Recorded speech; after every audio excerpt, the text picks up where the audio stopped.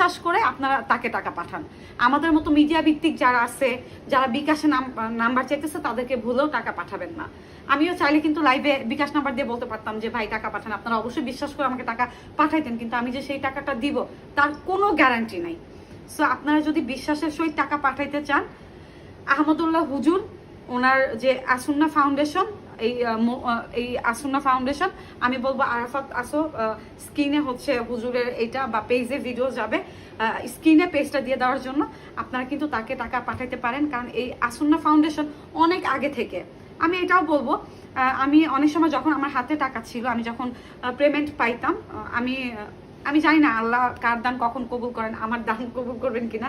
আমি এই যে আসুন্না ফাউন্ডেশনে আমি অনেক আগে থেকে, আমি যদি 1000ও পারতাম, 2000 পারতাম, 5000 থেকে শুরু করে 10,000, 20,000 যেটা পারতাম, আমি অনেক আগে থেকে আমি যদি টাকা পাঠাই আসুন্না ফাউন্ডেশনে পাঠাই যখন আমার সামর্থ্য হয়। বাট এই জিনিসগুলো